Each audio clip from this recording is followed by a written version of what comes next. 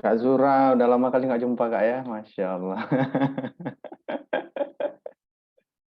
Iya benar, dari tamat kuliah. Hmm, Ini ini udah pada masuk semua nih. Ya, ini ramai ini hari ini ya, Bang Amri ya, Azura ya, dari seluruh Indonesia nampaknya ini.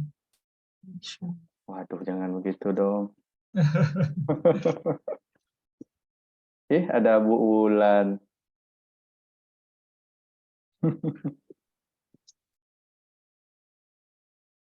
Ya. Bisa kita mulai aja mungkin ya, karena kawan-kawan udah pada masuk semua ya. Baik, kita mulai berarti ini ya.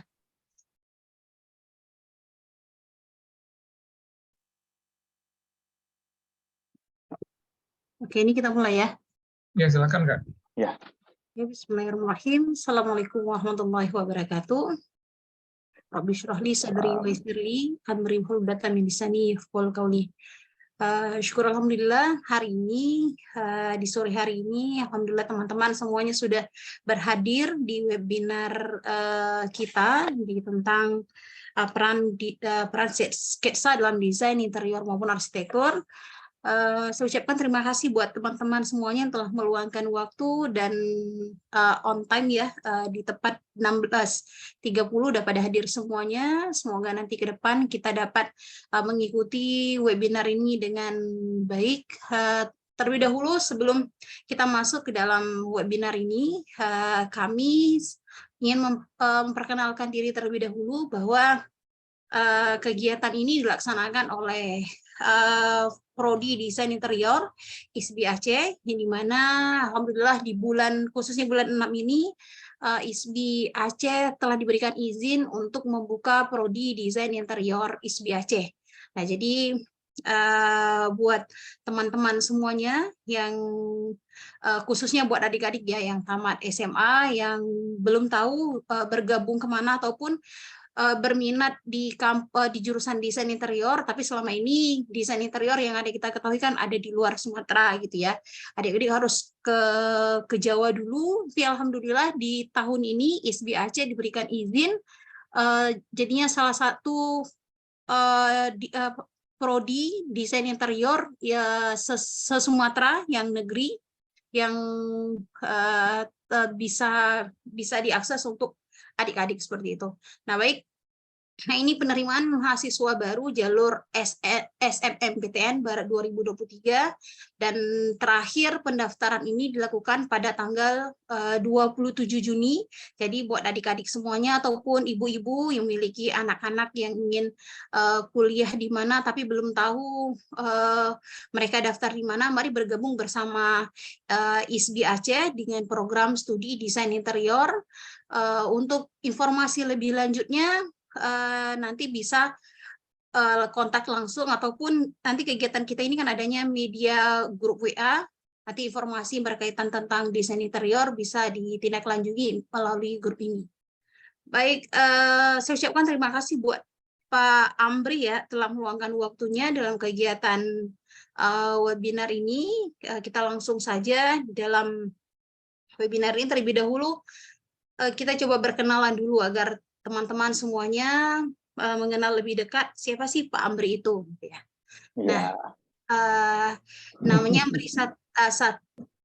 Amri Satria, tempat tanggal lahir Aluano Barat 18 Agustus, kemudian alamatnya di Gampung Baru Kecamatan Raksa Kota Banda Aceh, status sudah berkeluarga ya Pak Amri ya? iya, alhamdulillah. Background pendidikannya beliau adalah sarjana arsitektur WSK, kebetulan juga satu alma mater kitanya dulu. Nah, angkatan wisuda Indah 2007, jabatannya adalah beliau sebagai ketua Koska di komunitas beliau. Oke.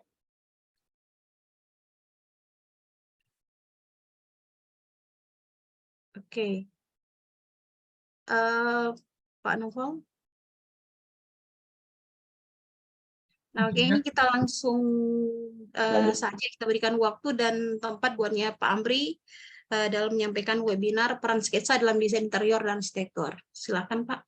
Baik, Bismillahirrahmanirrahim. Assalamualaikum warahmatullahi wabarakatuh. Terima kasih kepada Pak Nova, Bu Zura, dan semua yang hadir pada kesempatan hari ini. Jadi perkenalkan, nama saya Amri Satria, saya angkatan 2007, selesainya bisa dilihat tadi titik-titik, pokoknya selesai. Jadi untuk sementara dipercayakan sebagai Ketua Komunitas Sketsa Aceh atau disebut dengan Koskah. Oke, mungkin Pak Nova bisa di next. Ya, ini profil saya tadi. Jadi sebelum kita lanjut, mungkin saya perkenalkan sedikit tentang Koskah, ya, Komunitas Sketsa Aceh. Jadi Koskah ini sebenarnya sebuah komunitas yang dibentuk pada tahun 2010, yaitu awalnya itu sebagai wadah untuk pecinta sketsa. Nah, jadi di tahun 2010 itu saya sendiri Amri Satria dengan kawan Adia Mirza, dulu namanya sebelum Koskah itu ada, namanya dulu Komunitas Sketsa Arsitektur. Nah, jadi dalam perjalanan sketsa itu kan kita sering, yang namanya mahasiswa arsitektur pasti sering sketsa itu baik di lapangan ataupun di ruangan. Nah, jadi terakhir karena banyak minat di luar dari arsitektur itu, kita mencoba untuk mengubah namanya menjadi Koskah biar semua pecinta-pecinta sketsa itu bisa ikut andil di dalam sketsa itu. Nah, terakhir berubah nama menjadi Koskah Komunitas Sketsa Aceh, yang sebelumnya KSA itu Komunitas Sketsa Arsitektur. Oke, lanjut. Nah, jadi untuk Koskah ini kita lebih fokuskan kepada lab sketsa, sketsa langsung di lapangan, baik itu interior ataupun eksterior, dan Koskah itu pun kita tidak membatasi untuk usia, pekerjaan, dan sebagainya. Nah, untuk Koskah untuk sementara, alhamdulillah anggota kita sudah hampir 400 orang, itu menyebar, enggak cuma di Banda Aceh, tapi seluruh Aceh, dan malahan ada di Pulau Jawa juga, termasuk di Jakarta dan di Surabaya. Oke. Nah, ini mungkin untuk sedikit. Jadi kita untuk Koskah ada juga Instagramnya. Jadi untuk informasi segala macam, kita sering postnya itu lewat Instagram sama di Twitter. Jadi silahkan aja yang mau gabung ataupun mau ikut sketsa bareng, kita bebaskan. Yang penting, insya Allah kita ambil waktunya itu biasanya di hari Sabtu dengan hari Minggu, hari weekend.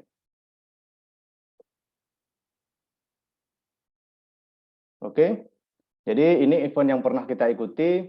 Sebelumnya pernah mengikuti pameran Kampung Kreatif Aceh, pameran Unsyiah Fair, ulang tahun Kota Banda Aceh, jaringan anak rupa Nanggro, sketsa situs sejarah Kampung Pandai bersama IKWS Aceh, pameran seni rupa Taman Budaya, dan terakhir baru ini juga kita ikut sketsa pembukaan MTQ di 2 tahun terakhir, di tahun 2019 di Sigli dan tahun 2022 itu di Bener Meriah.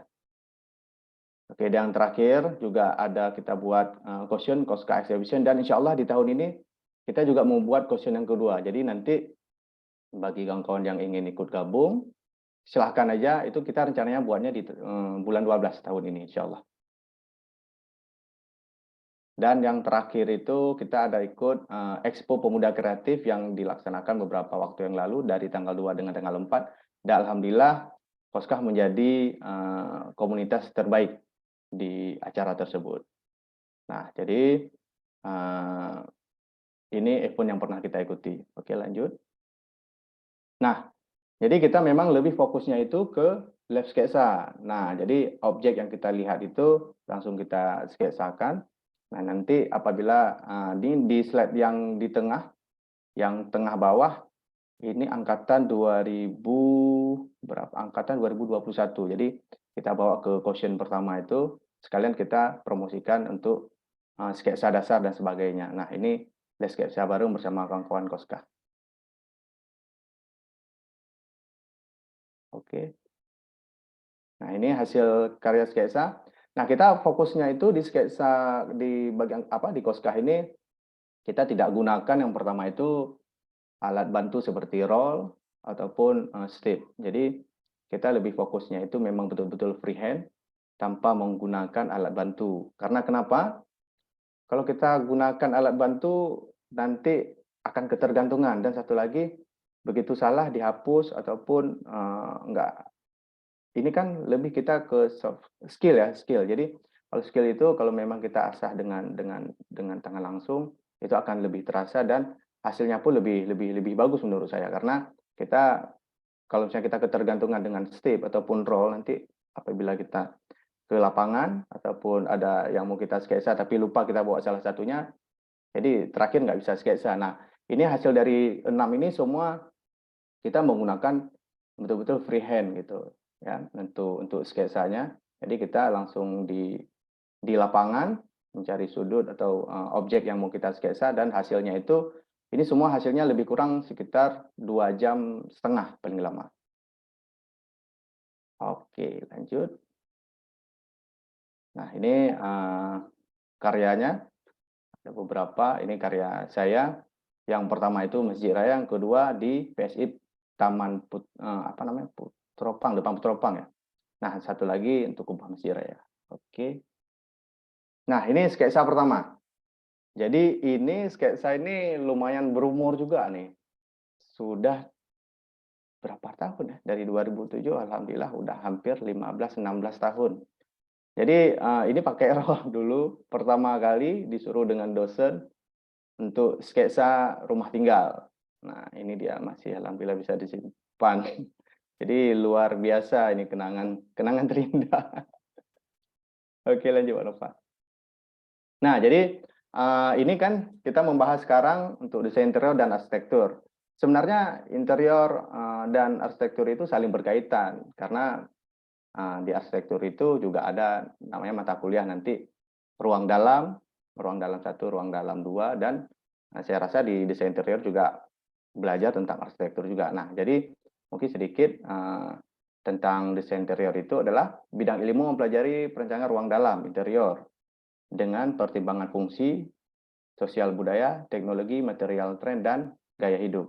Nah, sedangkan untuk arsitektur itu ilmu mempelajari tentang desain dan rancangan konstruksi bangunan. Pada intinya arsitektur harus memiliki juga ada 3 itu, fungsi, itu kegunaan, kemudian struktur, kekokohan, dan yang terakhirnya itu estetika.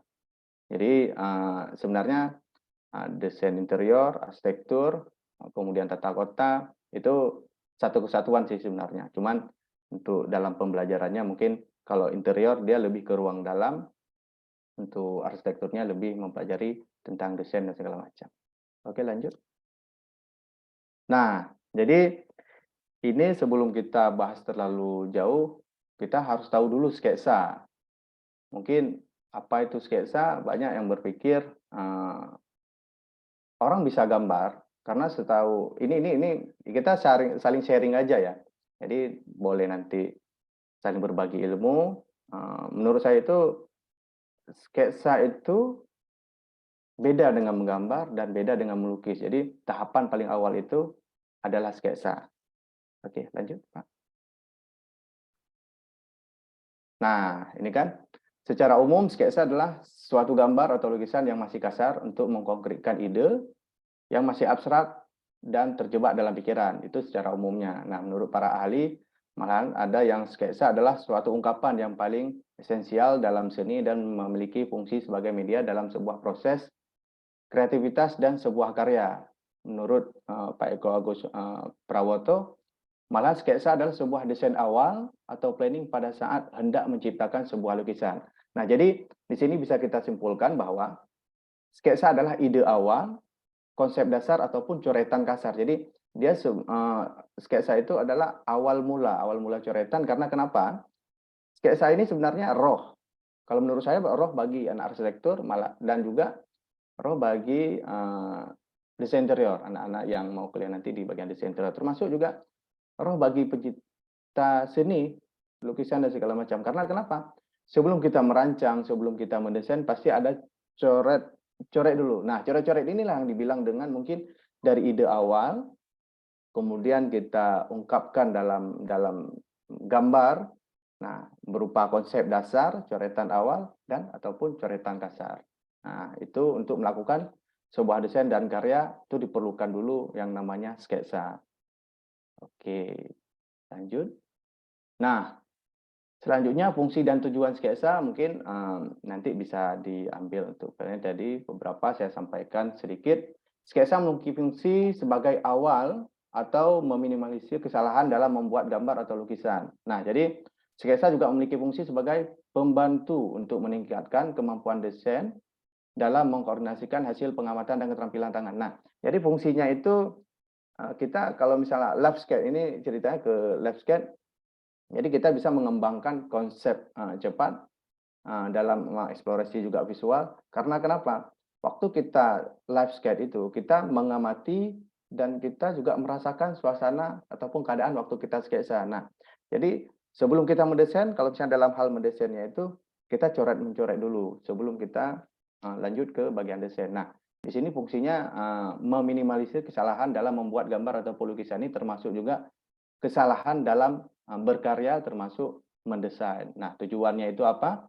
Sketsa memiliki tujuan untuk menghasilkan bentuk dasar dari suatu objek dengan posisi atau proporsi gelap terang, komposisi, atau kebutuhan dari karya. Jadi, bentuk dasar dari suatu objek disesuaikan dengan kebutuhan dan keinginan dari penciptanya. Nah, jadi tujuannya apa? Baik itu karya seni maupun desain. Jadi di sini tujuan dari sketsa itu adalah untuk menghasilkan produk dasar, produk awal itu sebelum dikaitkan ke dalam sebuah desain ataupun karya untuk selanjutnya akan dibuat menjadi lebih baik gitu.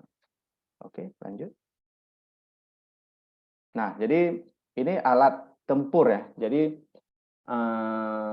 untuk mahasiswa arsitektur ini pasti nggak asing lagi dengan alat ini, dan saya rasa untuk adik-adik nanti di interior juga pasti menggunakan alat-alat ini. Nah, untuk yang pertama itu mungkin recommended untuk bagian biar lebih aman, beli aja satu set untuk pensil gambar. Jadi boleh apa aja mereknya.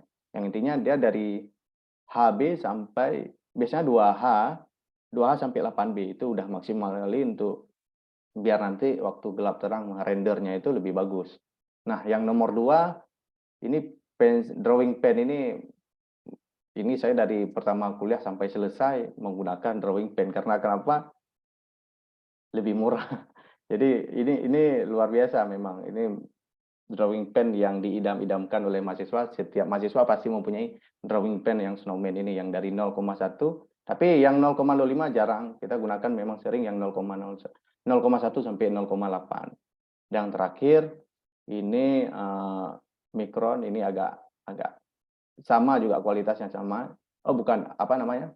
Untuk matanya sama, ada yang 0,5 sampai 0,8, tapi harganya mungkin agak lebih mahal sedikit untuk yang Micronnya. Lanjut.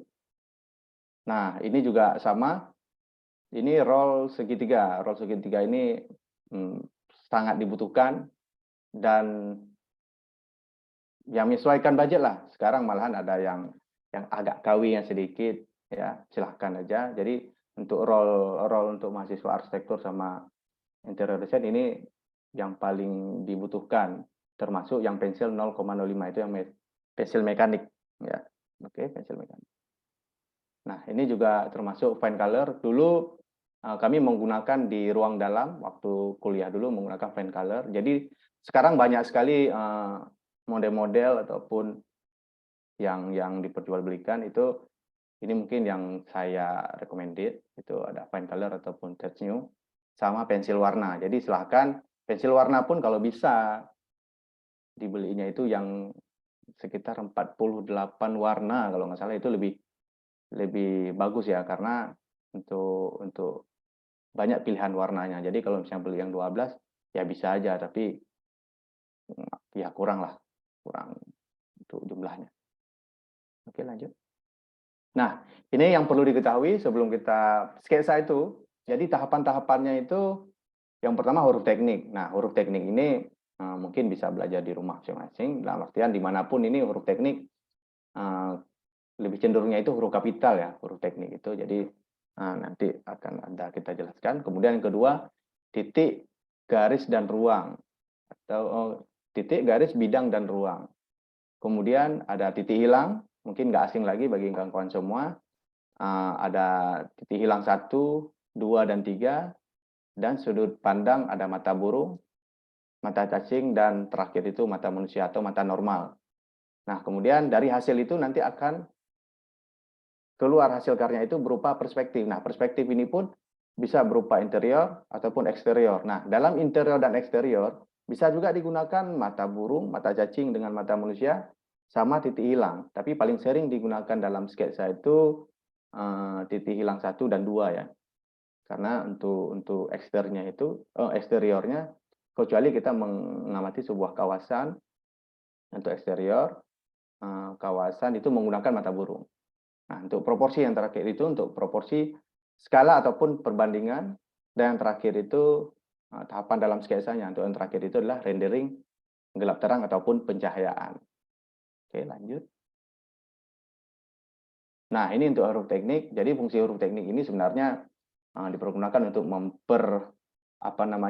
memperjelas maksud informasi yang disajikan. Itu baik dalam judul proyek, instansi besar ukuran, ataupun keterangan gambar lainnya. Jadi ini contoh-contoh hurufnya, banyak sekali huruf teknik itu, bisa nanti kawan-kawan mencarinya ya di mana aja ada. Jadi ini sedikit contoh untuk huruf teknik yang sering digunakan dalam proyek. Oke.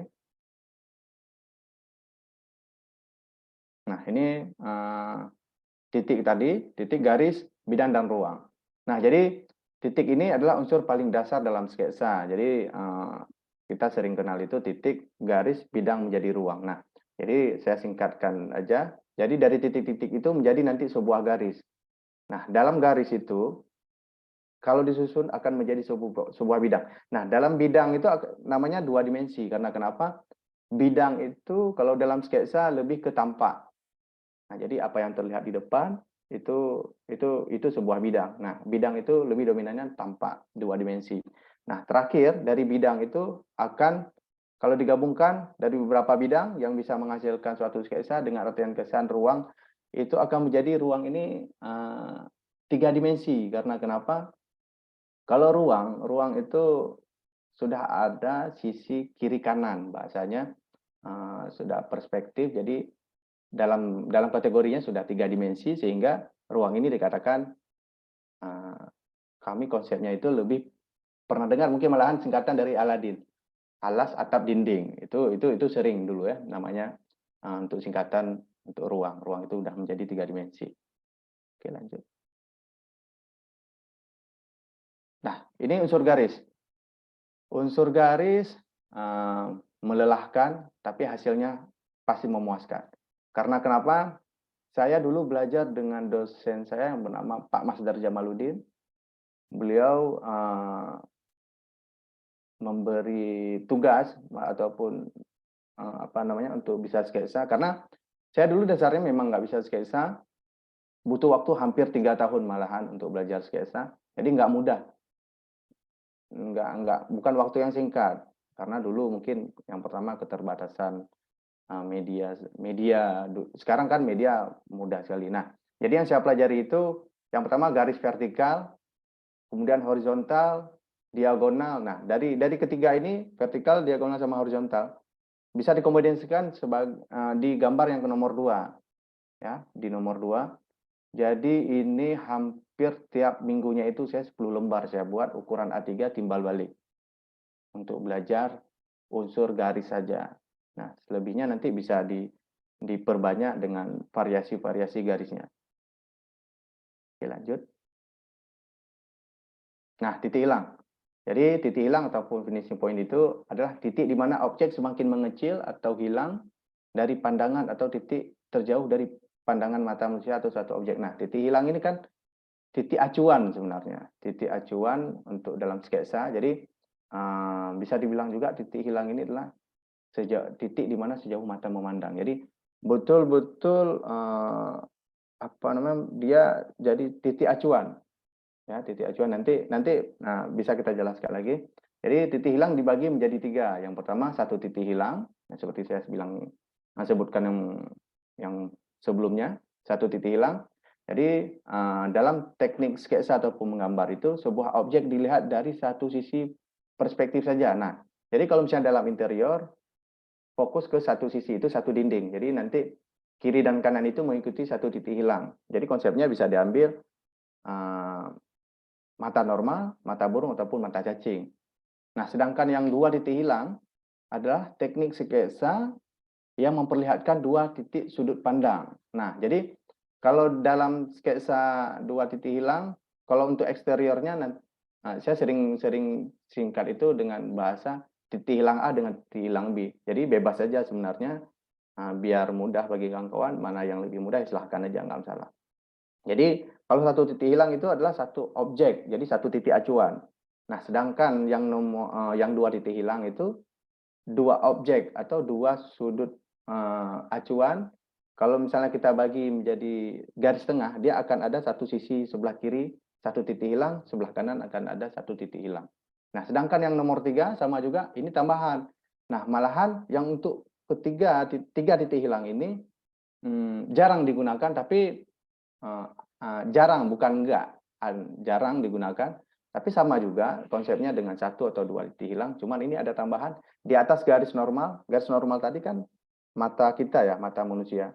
Jadi dia di atas garis normal sama di bawah garis normal. Jadi boleh diambil, boleh ditambah titiknya itu kiri kanan sama di atas ataupun di bawah. Itu 3 titik hilang. Oke, lanjut.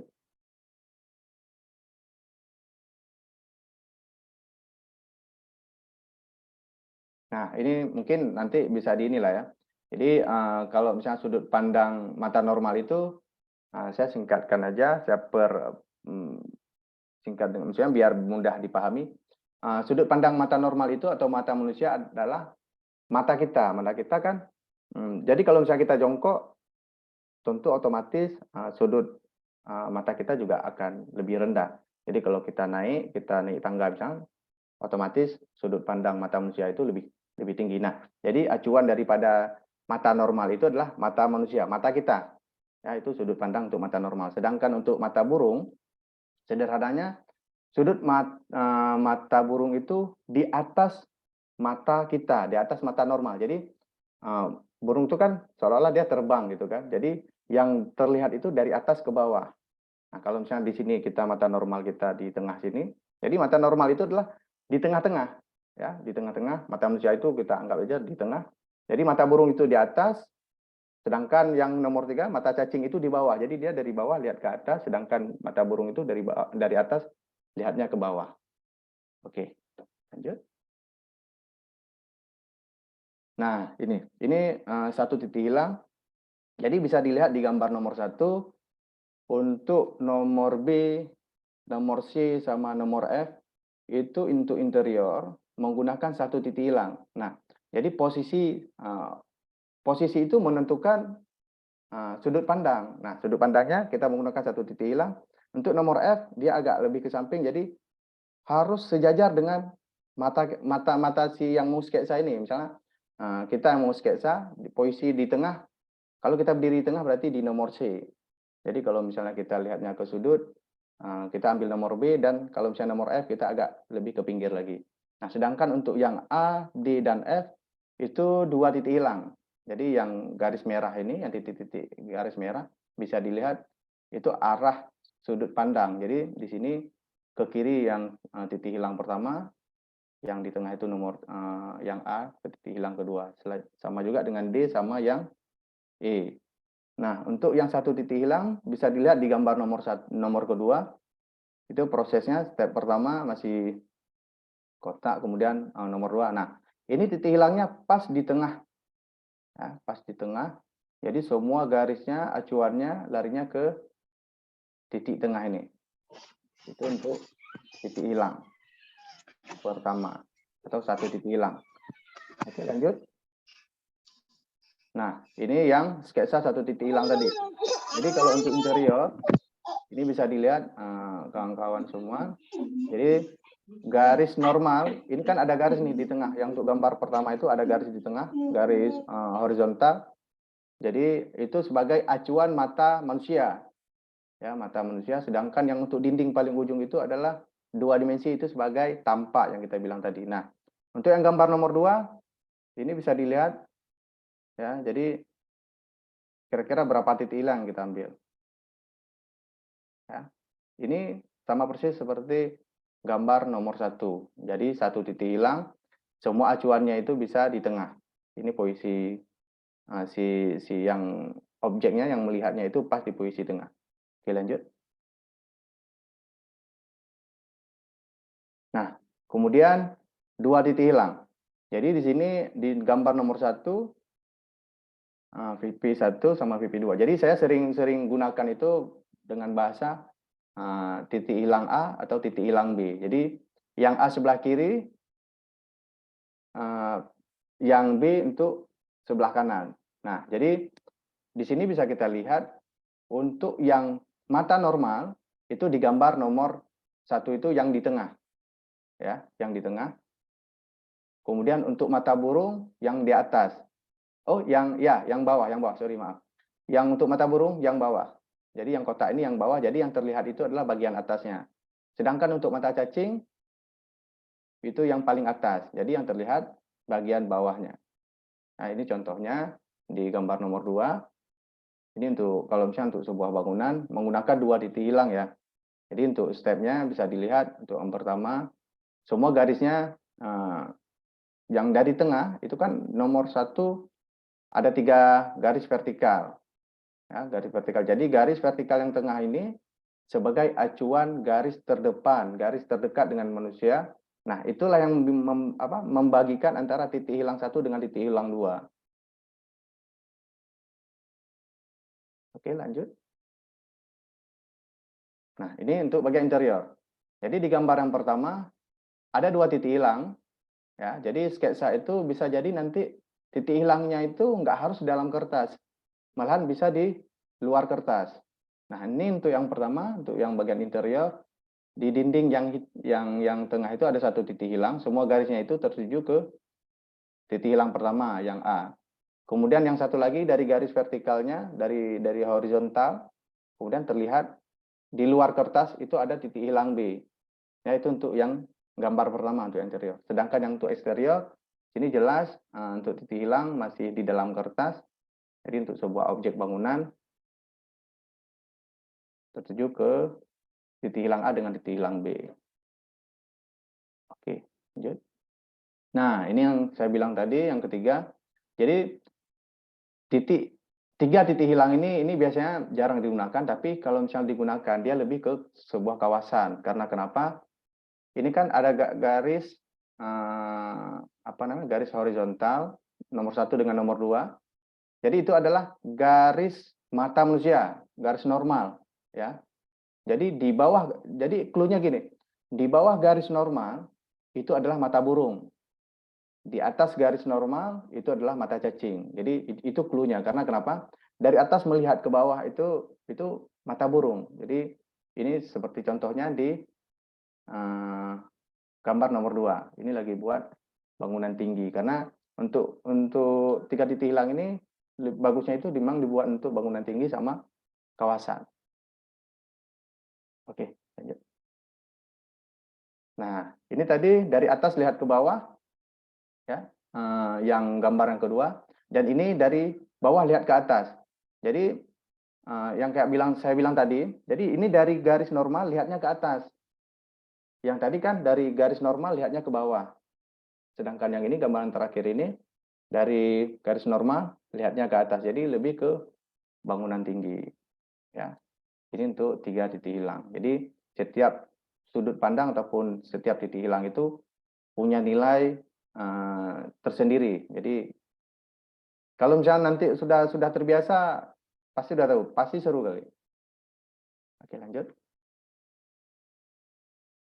Nah, ini untuk interior, jadi bisa dilihat tadi mungkin sedikit ada pengulangan untuk bagian gambarnya.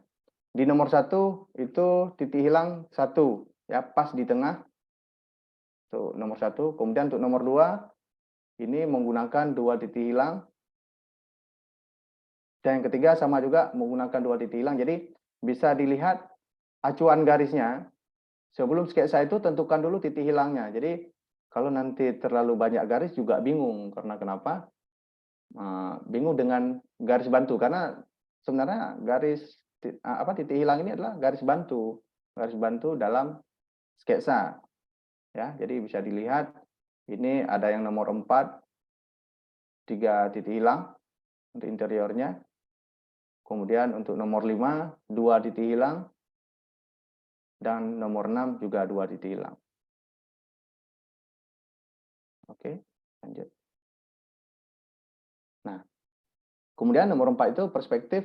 Jadi perspektif itu sebenarnya gambar atau pandangan ya. Jadi perspektif bisa dibilang sebuah sudut pandang untuk memahami atau memaknai permasalahan tertentu. Jadi perspektif itu luas sebenarnya kalau misalnya diambil yang kata-kata perspektif.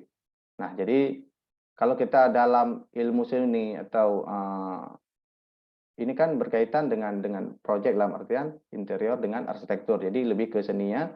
Jadi kalau misalnya dalam ilmu seni, gambar perspektif adalah cara melukiskan suatu benda pada permukaan yang mendatar sebagaimana yang terlihat oleh mata dengan 3 dimensi. Nah, di sini sudah terlihat 3 dimensinya, yaitu ada panjang, lebar, dan tinggi. Nah, sedangkan kita dalam sketsa perspektif itu adalah ide awal atau coretan kasar pada sebuah benda atau objek dengan sudut pandang 3 dimensi juga. Nah, jadi dipahami dulu sketsa itu adalah coretan awal. Jadi sebelum lanjut ke tahapan menggambar itu sketsa, karena sketsa menggambar sama melukis itu tahapan-tahapannya, ya. Lanjut berapa? Nah, ini yang perspektif tadi. Jadi silahkan dicoba itu dengan bentuk perspektif itu dengan bentuk-bentuk paling sederhana seperti kotak. Itu bisa diikutin di kayak seperti yang nomor 1 ya, paling atas dengan kotak-kotak dimensi kayak gini. Kemudian untuk yang gambar nomor 2 itu untuk furniture. Jadi kalau misalnya kita menggunakan 1 titik hilang itu di kursi yang nomor tengah ini misalnya itu menggunakan 1 titik hilang. Ya, itu juga yang sebelumnya gambarnya juga semua udah perspektif sebenarnya. Cuman ini mungkin lebih ke fokusnya ke bagian perspektifnya, bahwa perspektif itu 3 dimensi. Nah, jadi yang terlihat 3 dimensi itu adalah termasuk perspektif baik itu interior ataupun eksterior. Oke, lanjut. Nah, jadi di nomor 1 ini bisa dilihat berapa titik hilang kira-kira. Ya. Ini 2 titik hilang.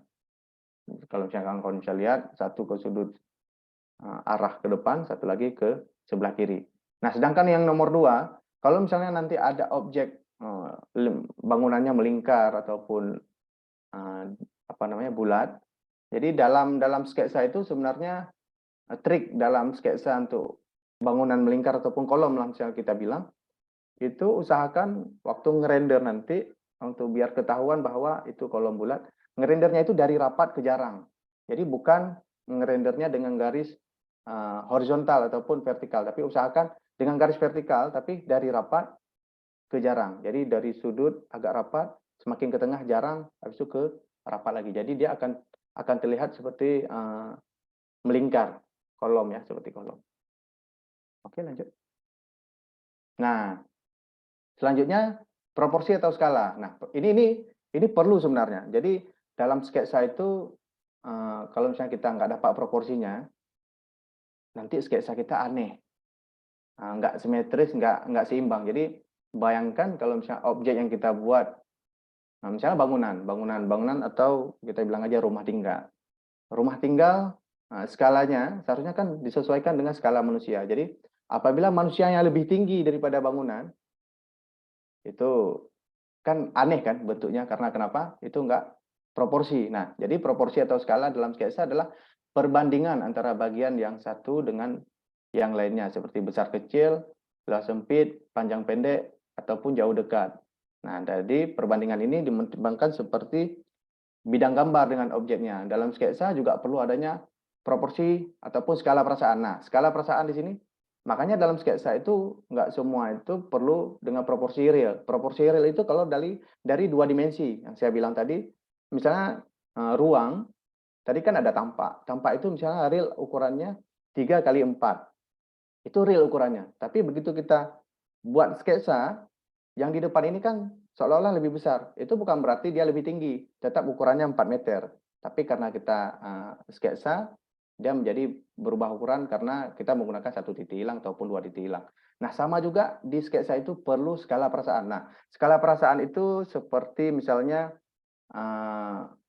apa namanya, kita kan tadi saya jelaskan semakin ke ujung itu semakin mengecil atau semakin menyempit.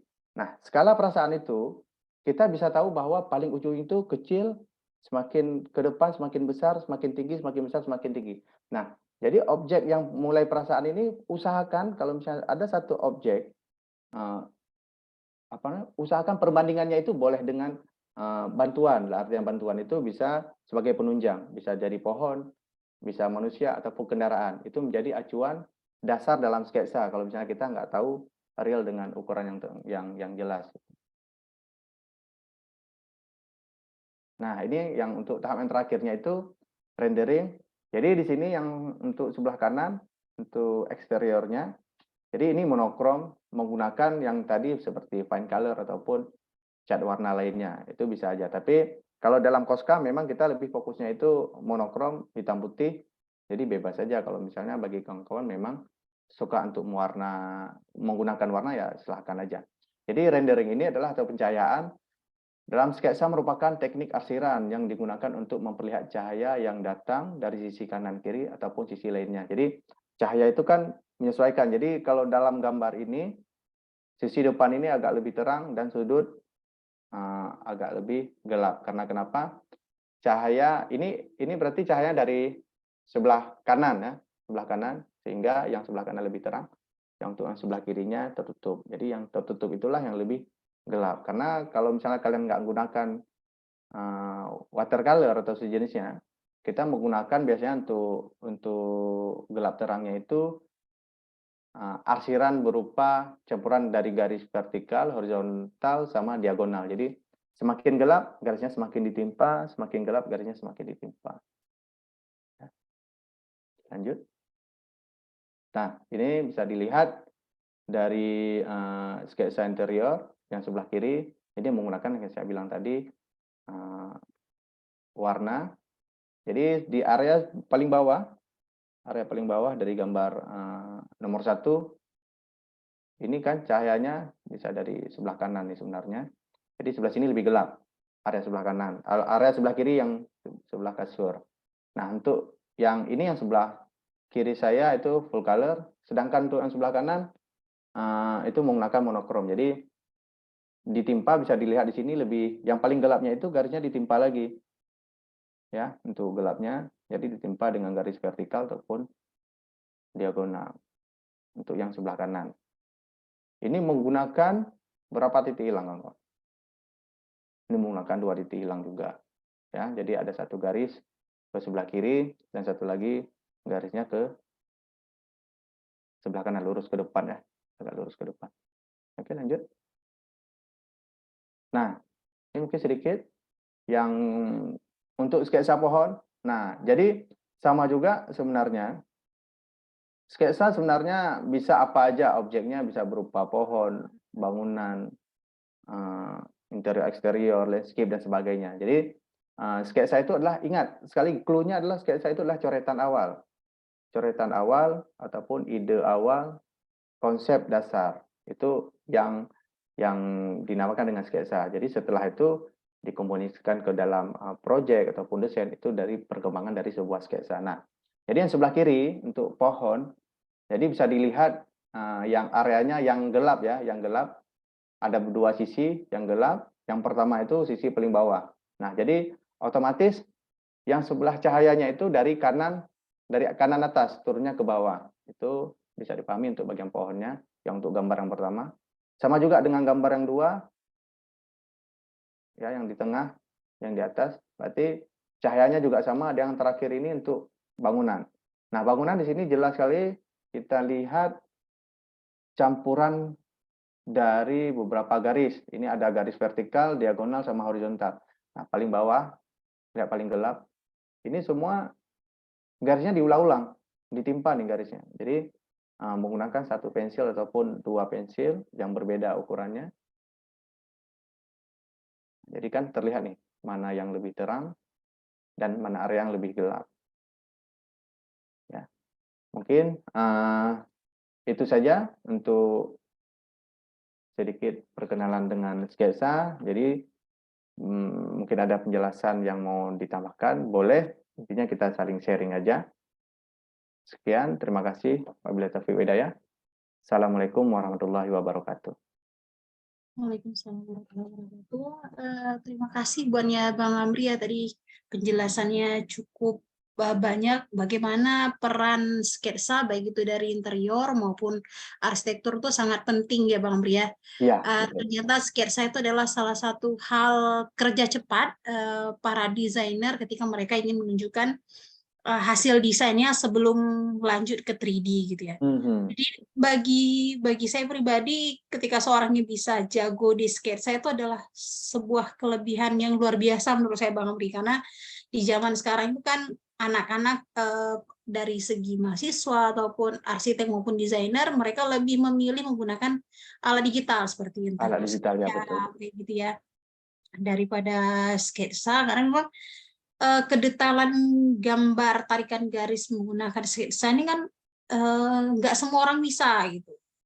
Jadi memang benar-benar Jadi gini memperhatikan. Bu Zura juga, karena kan banyak bukan banyak kejadian sih, hampir semua mahasiswa baru itu, saya ngajar sketsa itu dari tahun 2010.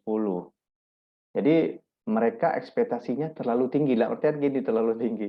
Jadi 2-3 kali pertemuan pengennya langsung bisa sketsa 2 titik hilang, malahan bisa kenapa nggak 3 titik hilang. Nah, sedangkan pada dasarnya dia kan belum tahu garis masih amburadul misalnya, masih belum pas. Jadi begitu 2-3 kali pertemuan mereka ngerasa ini kan nggak ada perubahan. Ya terakhir mundur sampai menghilang, ya terakhir ya begitulah. Itu sering terjadi tuh. Malahan baik Benar. siswa sekarang. Ya benar. Oh ya, untuk teman-teman semuanya yang telah bergabung, jangan lupa untuk daftar hadir absen, sekaligus nanti gabung di grup, karena nanti segala sertifikat ataupun informasi mengenai kegiatan webinar selanjutnya nanti akan kita share di grup nantinya. Dan juga mungkin bagi adik-adik ya yang sebentar, mungkin ada pertanyaan dari teman-teman yang setelah penjelasan dari Pak Amri tadi mengenai sketsa baik itu dari desain interior maupun arsitektur, bisa langsung raise hand atau via chat. Ada yang ingin ditanyakan kira-kira?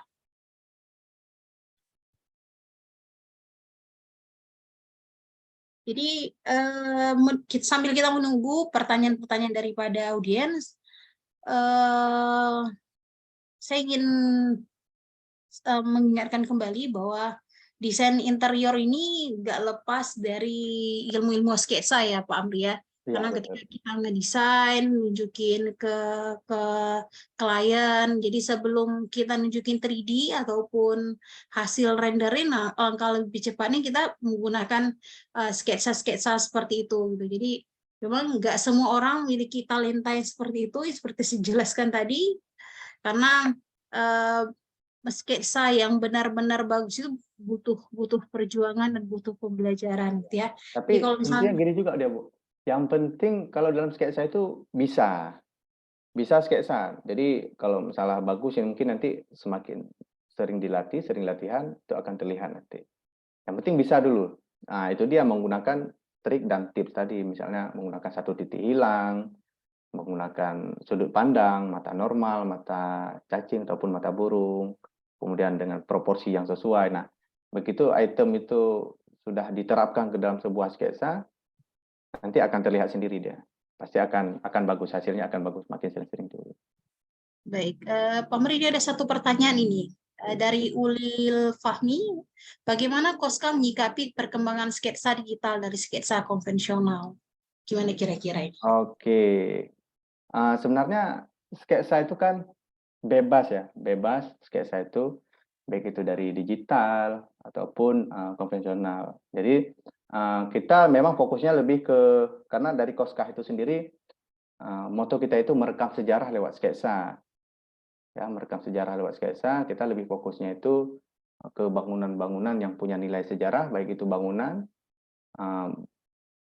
benda ataupun sebagainya. Jadi kalau misalnya mereka menggunakan digital itu nggak masalah juga, tapi yang dalam artian iPad misalnya, mereka menggunakan iPad tapi sketsa, tapi hasilnya tetap kan freehand juga, kecuali dia misalnya menggunakan alat bantu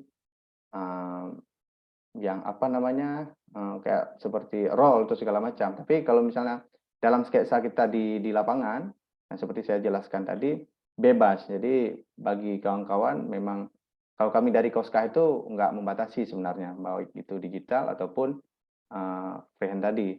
Jadi yang intinya sebenarnya tetap sama menggunakan alat bantu berupa ya alat bantunya, tapi kalau dari Koska itu memang kami tidak terapkan roll dengan penghapus, tapi kita lebih memang fokusnya ke freehand betulan, gitu Kak.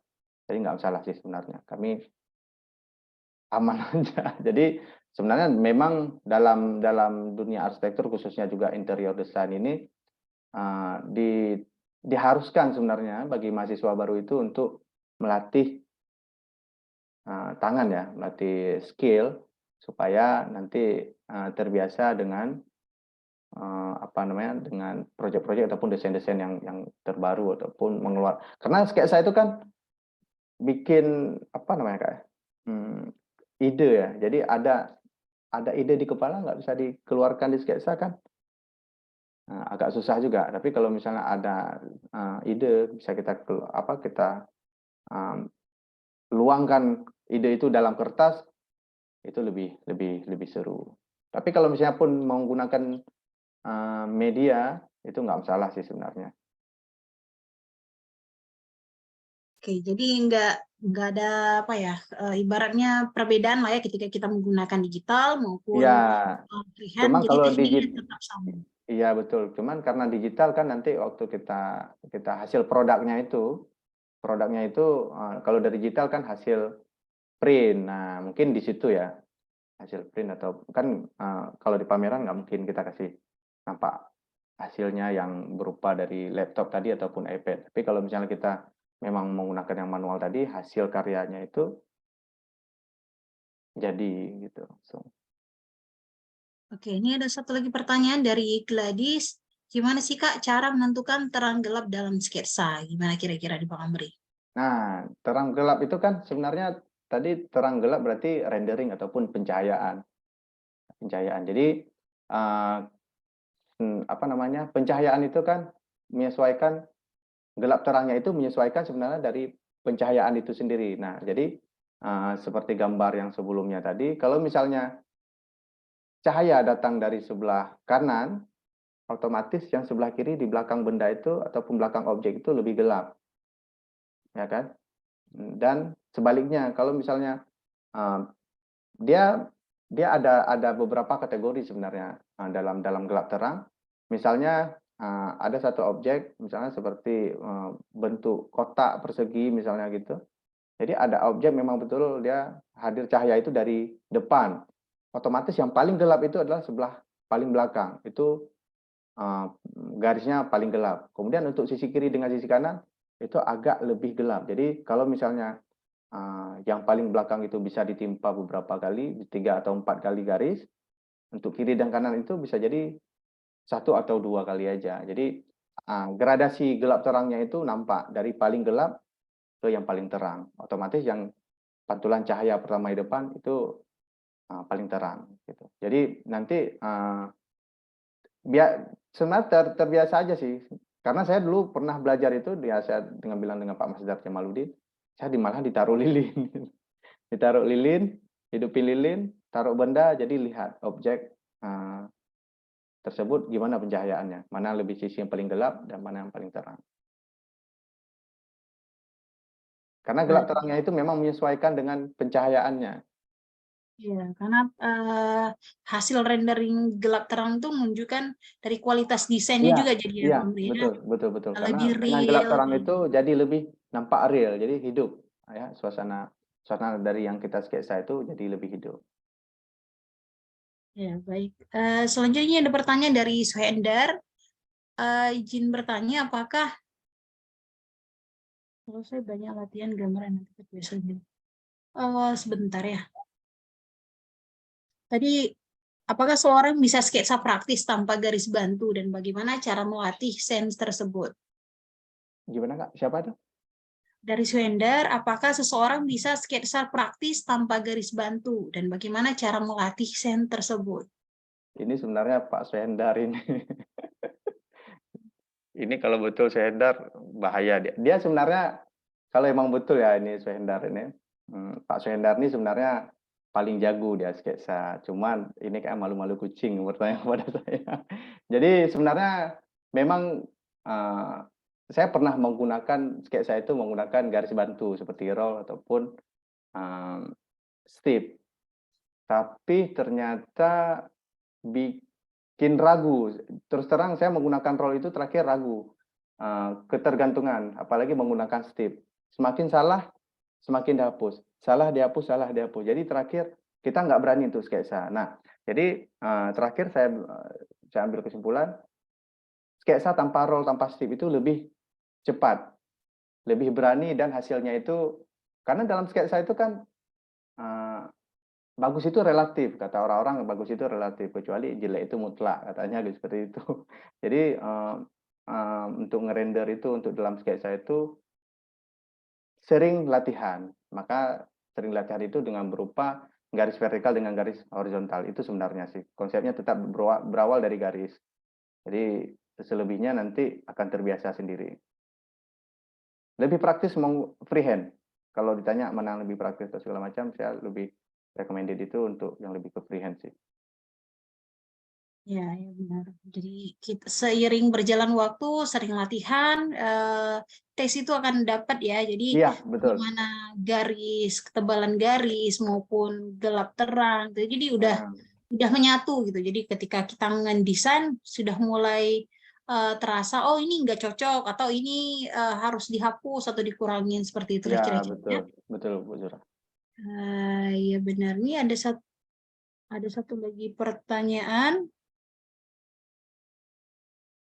dari Evan Napi itu pula. Selamat sore Pak, mau menanyakan apakah CSK hanya dapat digunakan sebagai alat komunikasi tahap awal antar desainer interior atau arsitek dengan klien dalam pengembangan proyek? Apa langkah selanjutnya setelah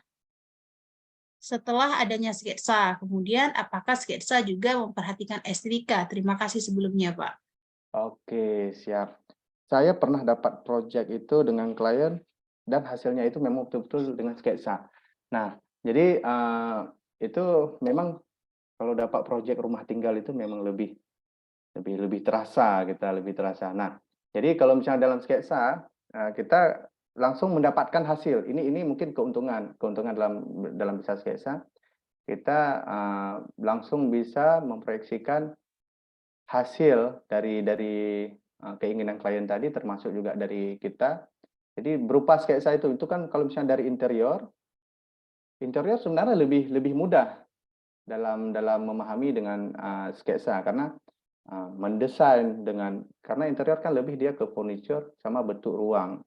Nah, jadi kalau misalnya untuk yang lain-lain, misalnya untuk warna dan segala macam itu bisa ditambahkan di belakangan. Tapi kalau untuk bentuk yang pertama itu memang berupa dengan konsep sketsa, coretan awal.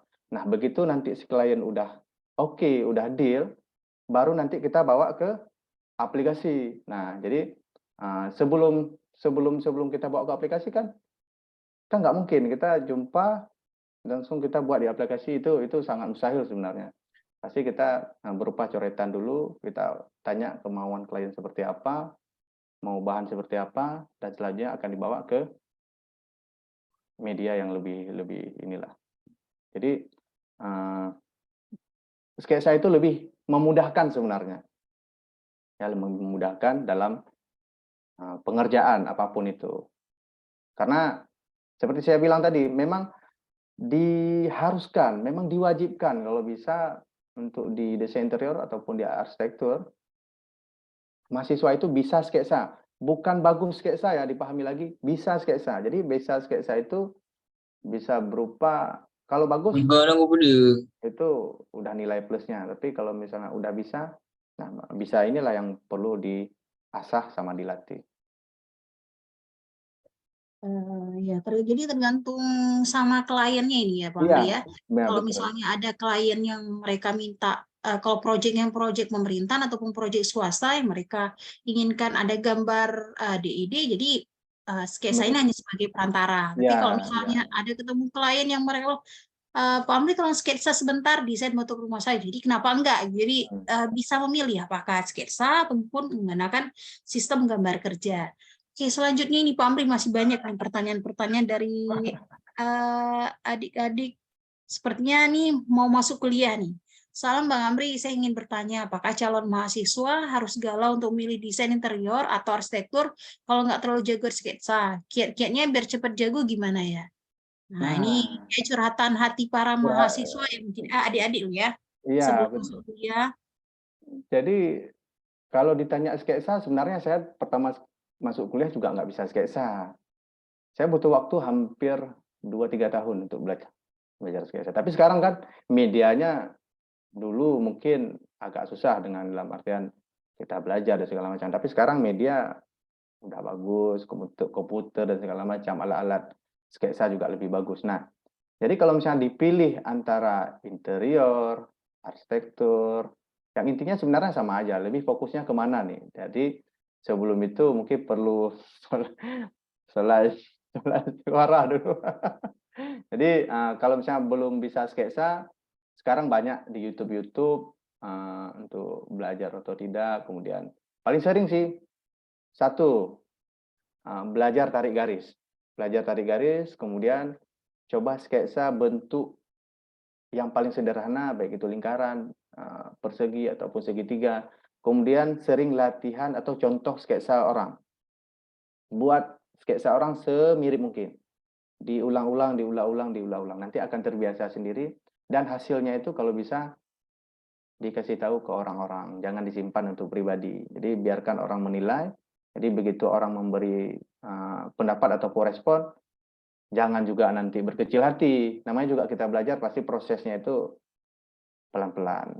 Jadi semangat terus, jangan berkecil hati untuk kalau bisa nggak bisa sketsa dan segala macam, pelan-pelan nanti pasti bisa sendiri.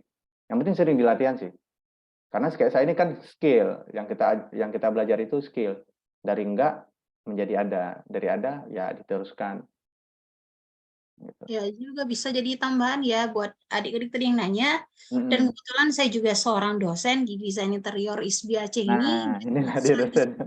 merangkap sebagai praktisi gitu. Jadi buat adik-adik yang kalau misalnya, aduh, saya nggak bisa sketsa, saya nggak bisa ngedesain gambar dengan jelas gitu ya. Jadi nggak usah terlalu Fokus ke situ. berpikir, ya Iya. nggak usah insecure, karena seiring berjalan waktu bakat itu akan terasah gitu. Jadi kayak jujur kalau saya pribadi, kalau ditanya sketsa tuh saya mungkin lebih bagus sketsanya anak saya itu dibandingkan dengan saya.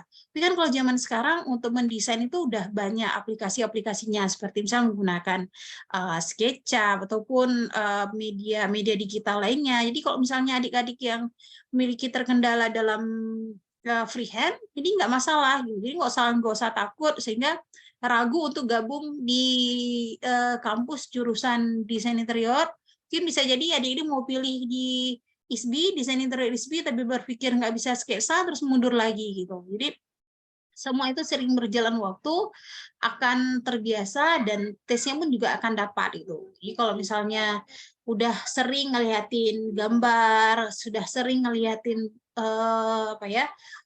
desain-desain interior, jadi lambat laun bakat itu akan terasa seperti itu. Yang penting cinta dulu dengan Iya benar. Kalau apa namanya prodi yang mau diambil. Nanti perlahan akan bisa, malah bisa, pasti bisa. Nggak ada kata enggak. ya, jadi kalau misalnya pun adik-adik mau bergabung di kita di desain interior, jangan sungkan-sungkan ya untuk bertanya langsung atau nanti ada penantaranya melalui via grup. Mungkin lebih lengkapnya. Ini masih ada satu pertanyaan lagi nih Pak, Pak Amri. Kita apakah di zaman digital ini masih tetap perlukan sketsa tanganan? Jadi sama ya tadi pertanyaan dengan teman sebelumnya bahwa sketsa itu tetap diperlukan sebagai mediasi ya Pak Amri ya? Iya, betul. Kemudian nih pertanyaan terakhir, izin bertanya, maaf melenceng, tapi kalau sketsanya sudah oke, tapi di bidang perhitungannya kurang, kira-kira masih bisa nggak Mas arsitektur nggak ya? Nah ini lagi ini mahasiswa juga nih kayaknya nih, calon-calon Iya, adik-adik masih galau iya. milih jurusan Eh, apa? Gimana Pak Amri kira-kira? Nah, kita kan sebenarnya gini, sketsa itu kan media awal. Kita kembali lagi ke apa objek yang pertama kita bahas tadi. Sketsa itu adalah media untuk dalam mendesain ya. Jadi berupa coretan awal ataupun ide awal. Nah, begitu kalian udah bisa merancang dan segala macam, kita belajar dengan struktur, kita belajar dengan perhitungan. Tapi yang kita belajar itu adalah uh, bisa kita bilang malahan dasar, tapi nanti pelan-pelan akan terbiasa juga, akan biasa dengan masalah perhitungan. Tapi yang intinya kita lebih ke merancang, mendesain. Jadi lebih fokus ke situ. Sedangkan untuk perhitungannya bukan berarti tidak ya, jangan salah paham juga. Tapi kita tetap belajar juga dengan perhitungan, tapi tidak terlalu fokus ke perhitungan. Jadi kalau misalnya untuk masalah struktur dan segala macam itu kan udah bisa kita bilang bagian sipil dan segala macam. Tapi yang itu dia intinya kita sebagai desain interior atau buah arsitektur, yang kita tetap belajar dengan manajemen proyek, kita belajar dengan mekanika rekayasa, tapi yang masih dalam kategori standarnya lah bisa kita bilang. Bukan berarti tidak sama sekali, enggak juga. Kita juga wajib malahan kita belajar dengan struktur ataupun perhitungan. Jadi jangan berpikir kita terlalu fokus gitu, enggak juga, karena kita di sini kan desain interior, jadi kita memang lebih fokusnya ke situ sama desain arsitektur. Jadi kita memang lebih fokusnya ke bagian desain. Untuk struktur sama perhitungan itu ada, tapi tidak terlalu fokus. Itu ya, mungkin ada tambahan dari Bu Zura? Ya, buat adik-adik yang masih bingung mungkin mau milih desain interior kah, tapi tidak jago dalam perhitungan, ya. Jadi kita beda dengan anak sipil. Kalau anak sipil kan memang identik dengan menghitung, karena mereka berpikir bagaimana struktur bangunan itu layak atau tidaknya gitu. Nah, jadi kalau di kita ini paling dalam mata kuliah menghitung itu paling cuma ada di 1 atau 2 semester. Jadi selebihnya tuh lebih ke Lebih ke jurusan, desain. ya, lebih ke desain. Ilmu matematikanya juga masih sangat dasar lah ya. Jadi buat adik-adik nggak usah ragu ketika mereka berpikir anak teknik atau misalnya arsitek ataupun desain interior mereka harus jago menghitung, itu nggak usah jadi hambatan sehingga memilih mundur untuk mendaftarkan diri di desain desain interior di ISBAC ini. Jadi kalau misalnya adik-adik lagi pengen tanya-tanya lebih dalam lagi, sebentar lagi akan ada Pak Noval selaku sebagai Kaprodi dari desain interior akan menjelaskan lebih lanjut bagaimana sih desain interior ISBAC itu. Seperti itu Pak Amri. Iya, siap.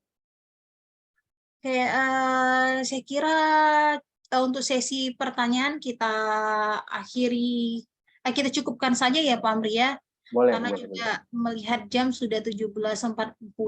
Nah, sekarang seperti penjelasan saya tadi, bahwa Pak Noval selaku Kaprodi Desain Interior ISBAC akan mencoba mempresentasikan bagaimana sih ISBAC itu. Jadi lihat dari kampusnya seperti apa. Silakan Pak Noval. Oke, terima kasih banyak Bu Zohrahmi dan Bang Amri ya, dan Ya, juga apresiasi saya sangat besar-besar sekali lah ini karena kita udah sama-sama bisa nongkrong sore ya, mungkin ada yang pengen jalan-jalan malam nanti tapi masih bertahan ya di dalam sini ya, kita rame-rame untuk mendengarkan bagaimana peran sketsa di dalam desain interior dan arsitektur. Dan juga buat kawan-kawan di sini yang sudah bergabung semuanya, kita mau mengundang ya untuk mengambil ya atau studi di desain interior Institut Seni Budaya Indonesia Aceh. Ya, kita merupakan satu-satunya ya program studi untuk kawan-kawan di Aceh ya yang mengangkat nama desain interior, dan tentunya juga buat pertanyaan-pertanyaan tadi kayak pertanyaannya Cynthia ya, kita berada di dalam Fakultas Seni Rupa dan Desain ya. Jadi don't worry, kita nggak punya mata kuliah yang berkaitan dengan matematik dan juga fisika, ya, tapi kita punya muatannya sedikit, ya. Jadi buat teman-teman yang memang mungkin agak worry ya, ini bakal banyak hitung-hitungan nggak? Ya, oke, di desain interior tidak ada, ya. Di desain interior kita tidak ada yang namanya matematik atau fisika-fisikaan, kita nanti akan ada muatannya di fisika bangunan, ya. Jadi bukan yang terkait dengan hitung-hitungan. Oke, jadi kita masih membuka pendaftaran, ya, pendaftaran SNMPTN Barat itu sampai dengan tanggal 27, dan jangan lupa untuk teman-teman yang nanti mau ikutan ya untuk memilih di sana, bisa memilih. Sisa berapa, Bu?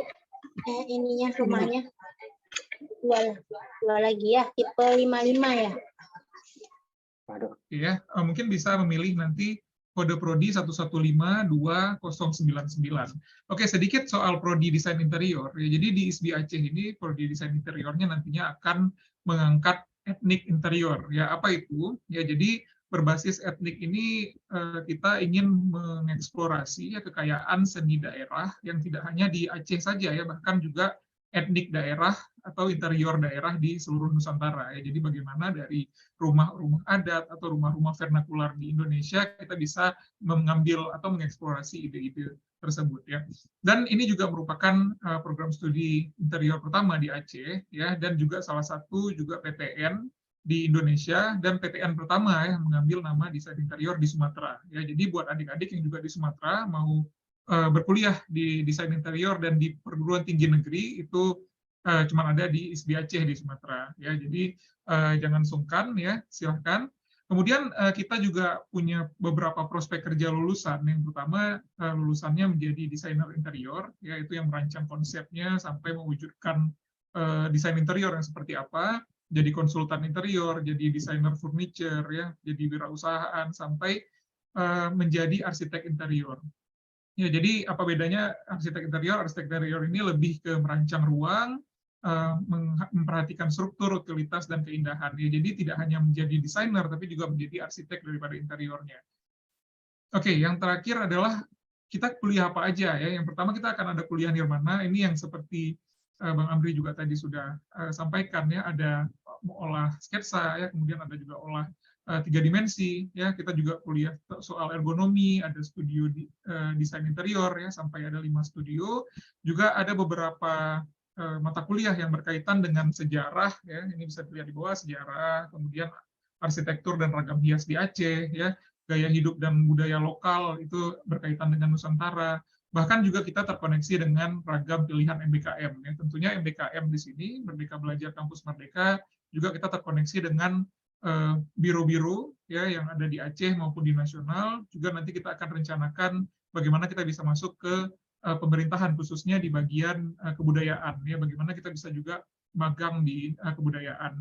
Kita juga akan mengasah ya bagaimana teman-teman nanti bisa berkuliah berkaitan dengan tata cahaya, ya, akustik, dan utilitas interior. Ya. Jadi tunggu apa lagi ya? Silakan isi daftar hadir hari ini ya yang sudah di-share tadi. Kemudian jangan lupa join di grupnya untuk mendapatkan informasi-informasi yang berkaitan dengan program studi S1 Desain Interior di ISBI Aceh. Ya, ini yang pertama di Aceh ya, sekali lagi. Dan juga bisa dilihat kontak personnya di sana. Untuk akses ke websitenya ya cukup akses ke pendaftaran.smptnbarat.smptnbarat.id, dan jangan lupa nanti memilih kode prodi desain interior di ISBI Aceh yaitu 1152099 ya. Dan juga kita ada beberapa orang dosen di desain interior ISBI Aceh dan juga merupakan lulusan terbaik ya dari kampus-kampus terbaik di dunia ya, bahkan juga beberapa kampus terbaik di Indonesia ya. Jadi tunggu apa lagi ya, segera daftarkan diri kalian di desain interior ISBI Aceh. Baik, untuk sharing soal desain interior mungkin sekian. Saya mengundang teman-teman sekalian mungkin untuk menyalakan video kamera karena sebentar lagi kita akan melakukan screenshot ya, dan foto bersama ya. Saya kembalikan ke Ibu Zurahmi. Silakan, Bu.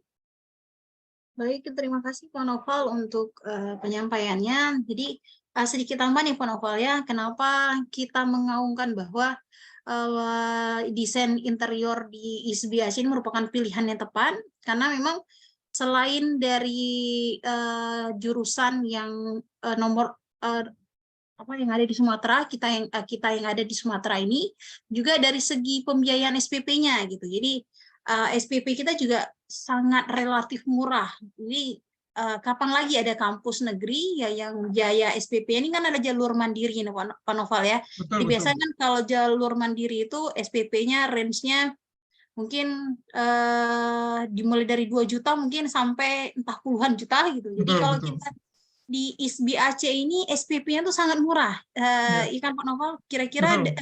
berapa ini Pak Noval? Range-nya dari 500.000 sampai 2 jutaan kayak gitu ya. Jadi tergantung dengan background keluarga ya. Jadi di sini memang cukup murah, dan yang paling murahnya lagi adalah kita nol uang pangkal, Bu Zura. Ya, jadi nol uang pangkal. Jadi nggak ada istilah pembangunan ya kayak gitu ya, Nggak ada. ya. Jadi biasanya kalau kampus negeri yang namanya jalur mandiri pasti nanti itu ada uang pangkal dimulai dari 5 jutaan, 10 jutaan, dan bahkan mungkin sekitar 50 jutaan mungkin yang kalau yang sering kita dengar gitu. Jadi kalau di ISBAC ini insya Allah benar-benar super murah, jadi nggak ada kampus lain yang kalau menurut saya yang bisa semurah ini. Jadi adik-adik yang tadi tanya-tanya seputaran desain interior mau bergabung, jadi jangan sungkan ya untuk sampaikan informasi ini kepada teman-teman semuanya agar desain interior bisa menjadi opsi pilihan untuk kuliah nantinya, seperti itu. Baik, untuk semuanya kita minta tolong aktifkan kameranya.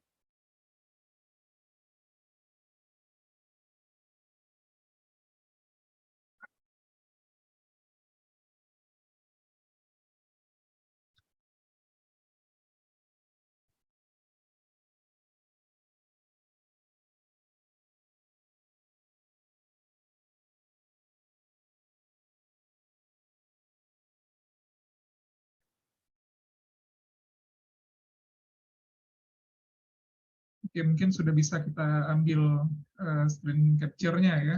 Saya mulai di halaman pertama. Ya, 1, 2, 3.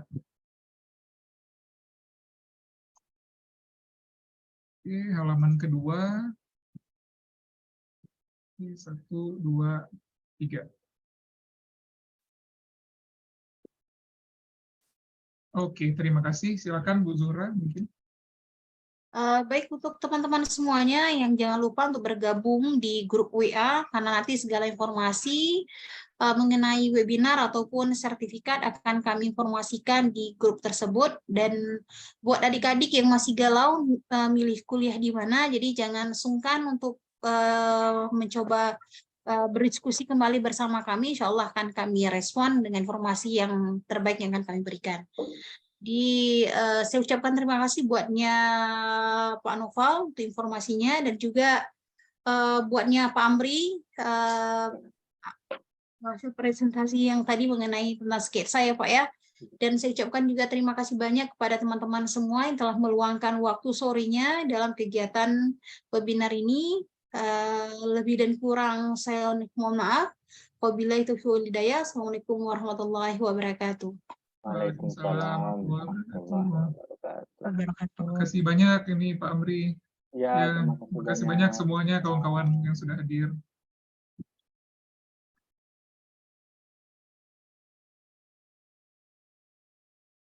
Baik, saya izin pamit ya Bapak Ibu semuanya.